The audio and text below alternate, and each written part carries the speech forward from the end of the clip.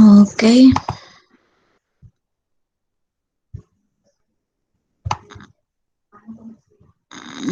Ya.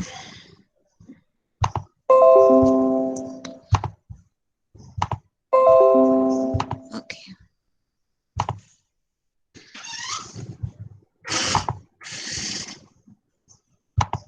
Ya, ok. ¿Sí ven la presentación? ¿Sí? Ya. Muy bien. Entonces vamos a empezar con el segundo tema, que es enfoque diagnóstico del paciente con disnea, ¿no? Ya.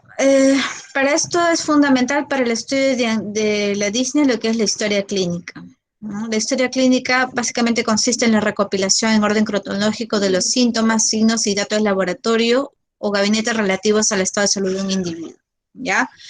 Es muy importante para que ustedes puedan tener un buen análisis de la disnea, cuáles son los procesos fisiológicos que pueden estar condicionando, fisiopatológicos en sí, que podrían estar condicionando esta, que hagan una buena anamnesis, ¿no? Porque esto nos va a permitir este, racionalizar en sí las solicitudes que vamos a pedir de exámenes auxiliares o algo, o inclusive tener ya una idea con el relato del paciente de qué entidad podría estar provocando esta disnea. Nosotros debemos recordar que son síntomas, que son signos. Síntomas es toda manifestación de una enfermedad de carácter subjetivo y que expresa un trastorno funcional. Mientras que signo es una manifestación patológica de carácter generalmente objetivo y que señala una alteración anatómica. Entonces, síntoma es lo que nos manifiesta el paciente que siente, ¿no? Lo que él refiere. Y signos es lo que nosotros podemos evidenciar que hay, ¿ya? En ese contexto, la disnea forma parte de un síntoma, es un signo, es una percepción subjetiva, ¿no? La disnea viene de los términos dis, que es dificultad, y neo de respirar. Es la sensación de necesidad de aire de manera subjetiva. Es, llamémosle, como la percepción que nosotros podemos tener de una sensación desagradable al respirar y que es debida a un estímulo, a un aumento del esfuerzo respiratorio.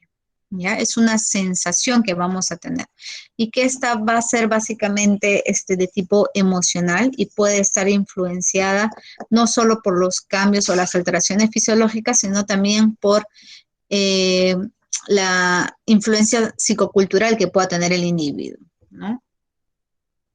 Va a depender mucho de situaciones, experiencias previas. Entonces, ¿cómo surge en la disnea? Nosotros habíamos hablado que existen receptores, ¿no? Existen mecanismos receptores, tenemos la pequeña vía aérea central que se van a estimular cuando hay una distensión de esta pequeña vía aérea, por ejemplo, en patologías como enfermedad pulmonar obstructiva, asma bronquial, ¿no?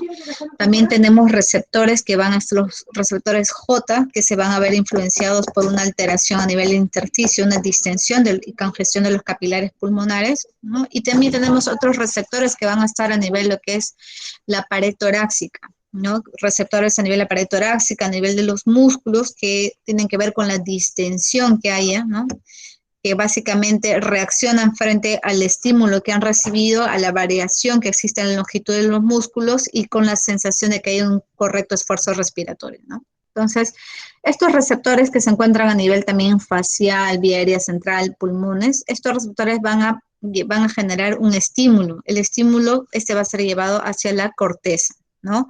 Entonces, esto viene a ser la vía aferente. ¿Ya? Esto lo lleva hacia la vía aferente y que lo que va a producir se va a ir básicamente hacia la corteza sensitiva. ¿Ya? Ahora, posteriormente también va a ser evaluada a nivel de lo que es los centros respiratorios, ¿no? El centro respiratorio va a recibir este estímulo y obviamente se va a producir una serie de situaciones a nivel de lo que es la corteza, tanto sensitiva como motora, que van a comparar este estímulo que han recibido con estímulos previos. Y de ahí viene lo que es ya la percepción. Entonces, de sensación pasa a ser percepción. Entonces, esto genera una respuesta, que son las partes de la vía eferente, que van a ser enviadas por la médula, nervio efrénico, nervios intercostales, y va a generar una respuesta que se va a traducir en ¿qué? En un aumento de la frecuencia cardíaca, en un mayor trabajo respiratorio, y que tiene que ver en todo caso por la disnea, ¿no? Entonces, vamos a ver que no existe en sí un área definida a nivel de lo que es la corteza, que esté claramente involucrada en la percepción de este tipo de síntoma, de la disnea, ¿ya? Sin embargo, son varias estructuras que van a participar en lo que es las vías aferentes. Entonces, dejamos claramente que es un síntoma, que está constituido por señales eferentes y las señales aferentes, ¿no? Ahora, es muy importante para nosotros podernos enfocar en esta disnea. Existen varias escalas que nosotros vamos a poder evaluar, ¿no? Al momento de hacer la anamnesis al paciente. Nosotros debemos saber de inicio la anamnesis, la edad, ¿no? Existen cambios fisiológicos, ya existe una disminución también de lo que es los volúmenes pulmonares, hay alteraciones que se generan por la propiedad, por la profesión también, ¿no? Si el paciente tiene alguna actividad ocupacional en particular que genera exposición a sustancias o gases, ¿no? O qué sé yo, a alergenos que podría generar una disnea. Importante los antecedentes personales, patológicos, si es que ha tenido, o quizás ha tenido un problema a nivel de desarrollo, si tiene alguna formación en la cavidad torácica, si es que ha tenido antecedentes de asma bronquial, y los síntomas que acompañan a la disnea, ¿no? Si la disnea está acompañada por la tos, la disnea está acompañada por, qué sé yo, por un estridor, si la disnea está acompañada por sensación de opresión y dolor torácico, ¿no? Es decir, eso nos va a ir llevando podría estar frente a un problema respiratorio, a un problema cardíaco, qué sé yo, o de otra índole inclusive. Ahora, es importante el examen físico, evaluar la presencia de fiebre, ¿no? Ver si es que hay hipotensión, si es que encontramos taquicardia, cianosis, si es que hay una ingurgitación yugular, pensando en un problema cardíaco, si es que hay problema de edemas también, un síndrome edematoso, si hay arritmias, si hay soplos, estridor, si el paciente está usando no musculatura accesoria. Entonces, todo esto es fundamental, la suma de la anamnesis con el examen físico para nosotros hacer una valoración inicial del paciente y pedir las pruebas auxiliares, ¿no? Sobre todo en países como el nuestro, donde no hay muchos recursos, nosotros no podemos hacer todo el diagnóstico diferencial, pedir toda la batería de exámenes, ¿no? Tenemos que hacer una valoración inicial en base a la información que hemos recogido para ver qué es lo más urgente que tenemos que solicitar, ¿ya? Y todo esto, la anamnesis y el examen físico les va a dar un 75% del diagnóstico. Perdí mi agua, ya. Entonces, existen factores respiratorios que van a verse involucrados y factores extrarrespiratorios, podríamos decir, ¿no? Factores respiratorios, tenemos procesos pulmonares restrictivos. Ya había mencionado, por ejemplo, la fibrosis pulmonar, ¿no? Habíamos hablado que la barrera hematogaseosa, que es bastante delgada, tiene una extensión de superficie bastante amplia, ¿no? Entonces, en problemas restrictivos, en la fibrosis pulmonar va a haber un endurecimiento, un engrosamiento de esa barrera hematogaseosa y por lo tanto se va a generar una disminución del ingreso de oxígeno, va a ser percibido eso por ciertos quimiorreceptores también, va a haber una variación en la presión y eso va a generar un aumento de trabajo respiratorio y por ejemplo viene la disnea, ¿no? Trastornos en la difusión, hablamos del EPID, hablamos de EPOC, ¿no? La rigidez del parénquima pulmonar, hablamos en el enfisema pulmonar también, alteraciones de la ventilación, perfusión, problemas de neumonía, problemas de congestión pulmonar, obstrucción de la vía aérea, ¿no? Definitivamente si es que hay una obstrucción, ya sea intratorácica o extratorácica, podría ser por un cáncer, ¿no? Por una tumoración endobronquial o por compresión extrínseca o por un objeto extraño, también va a producir un aumento del esfuerzo respiratorio y eso se traduce en disnea. Factores extrarrespiratorios, las deformaciones, la caja torácica también van a producir disnea.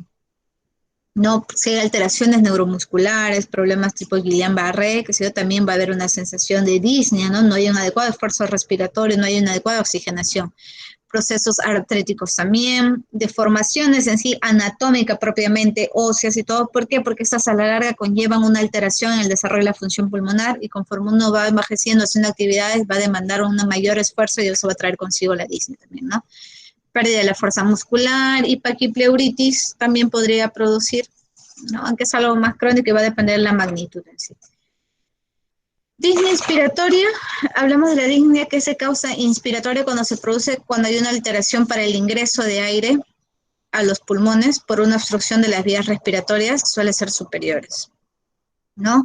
En ese sentido se caracteriza por una inspiración profunda, prolongada y puede ser acompañada de un estridor laríngeo. Entonces, eso donde vamos a ver es bastante frecuente, sobre todo en niños, que hay una obstrucción del cuerpo extraño. Esto va a producir un cornaje, un estridor bastante llamativo, inclusive dependiendo asociado a cianosis, una disnea de presentación brusca, y es una disnea que tiene un componente inspiratorio, ¿no? La causa de la disnea está al ingreso del aire. Ahora, tenemos la disnea expiratoria, que puede ser originada por pérdida de la elasticidad pulmonar, es el enfisema pulmonar, o por obstrucción también de la pequeña vía aérea, como podemos ver en enfermedades como EPOC, o en problemas tipo asma bronquial, ¿no? Que hay espasmo o edema de los bronquios.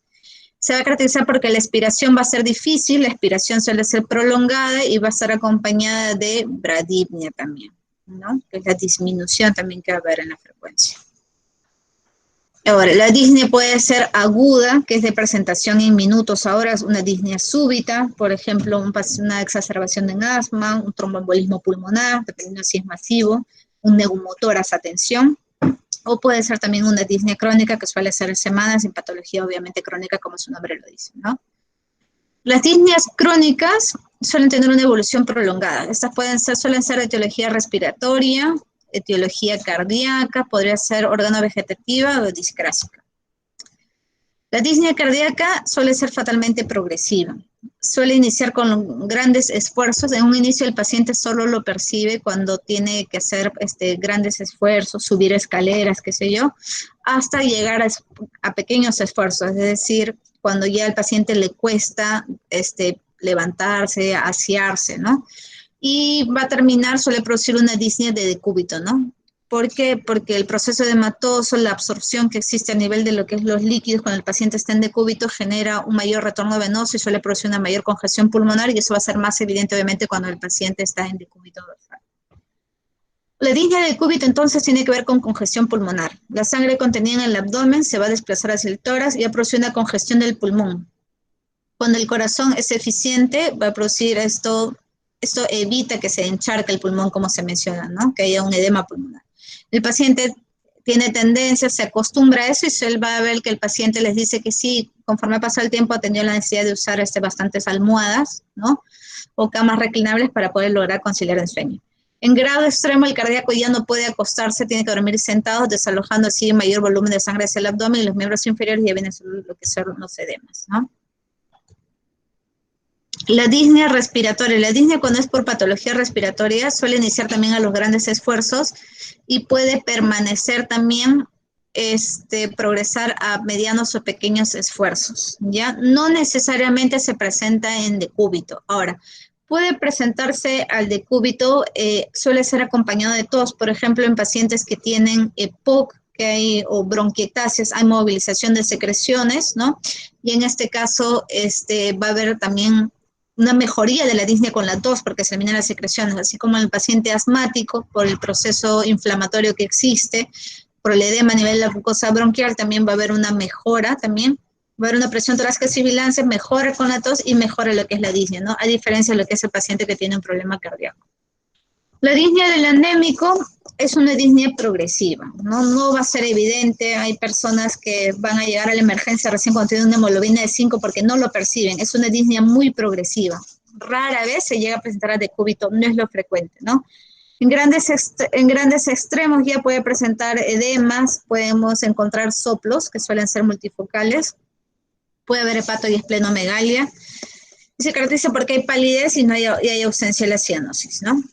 Entonces, cuando nosotros tenemos un cuadro de disnea aguda, nosotros tenemos que pensar o edema de origen pulmonar o edema extrapulmonar. Y tenemos que ver también los acompañantes. Una obstrucción de la vía aérea superior, ya he dicho que es algo bastante llamativo. Hay un estridor que es muy evidente. Es difícil que a ustedes se les pase una obstrucción de vía aérea superior.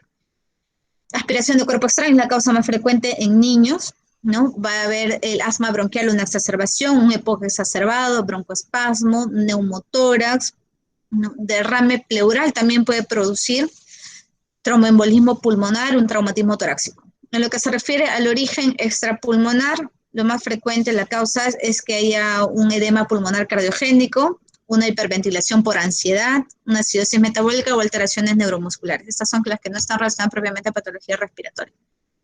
En lo que se refiere a la disnea crónica, nosotros podemos ver que existen también causas pulmonares y extrapulmonares. Dentro de las causas pulmonares, las más frecuentes es la enfermedad de la vía aérea. Puede estar ocasionada por obstrucción de la vía aérea superior, enfermedad pulmonar crónica, fibrosis quística, neoplasias. Alteración del parénquima pulmonar, neoplasias pulmonares, enfermedad intersticial, por enfermedad pleural también.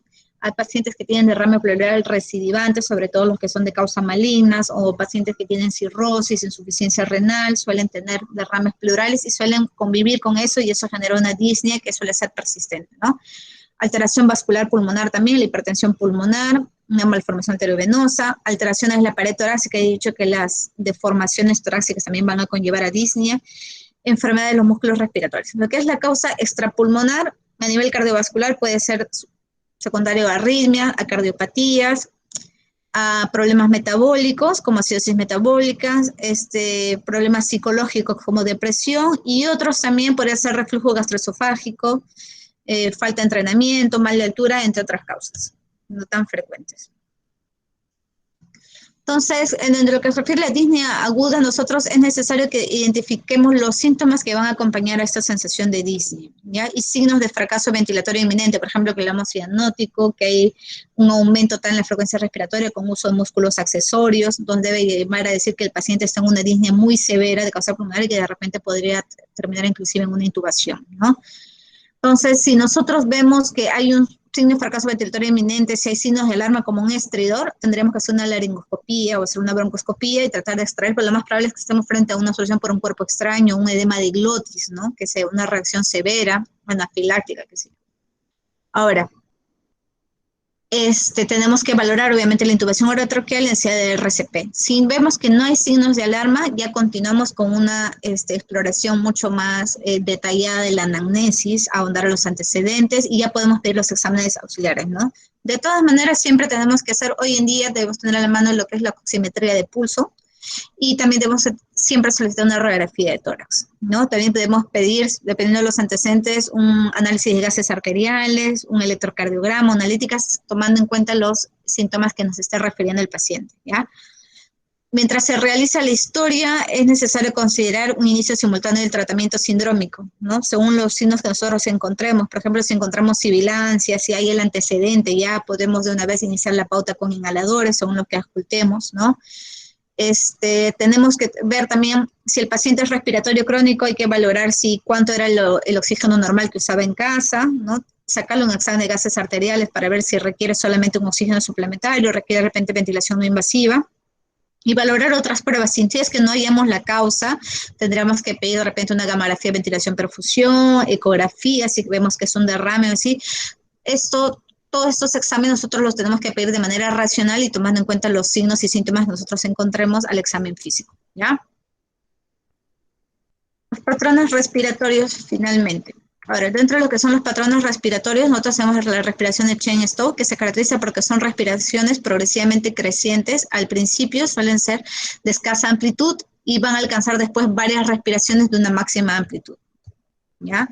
Tenemos la respiración de Kussmaul, que es la respiración que llamamos asiática, es una inspiración profunda y prolongada a la que sigue una expiración corta y brusca, seguida de periodos cortos de apnea. Y se suele acompañar de un olor a manzana, que es característico. También tenemos otro tipo de patrón, que es la respiración de Biot, que se caracteriza por respiraciones poco profundas separadas por periodos de apnea, ¿no? Esta se ha considerado íntimamente relacionada a procesos que involucran patología del sistema nervioso central, como hemorragia cerebral y TEC severos. Es un poco frecuente, que generalmente es un poco más difícil de nosotros poder identificar frente a qué respiración estamos, puramente semiológicamente, pero sí es bastante importante que conozcan estos términos. Ok, eso sería todo. Si tienen alguna consulta. No.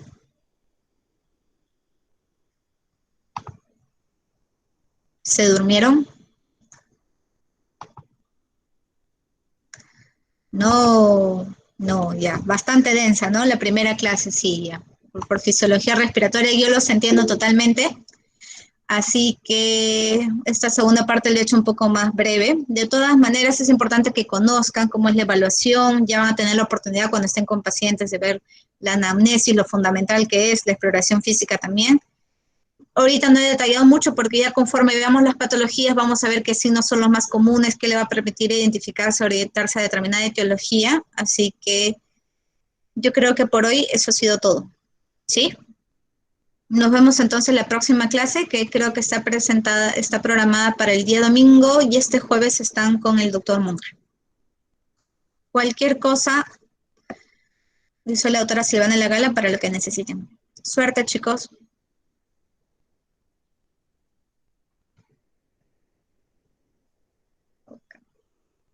Me salgo. Bye.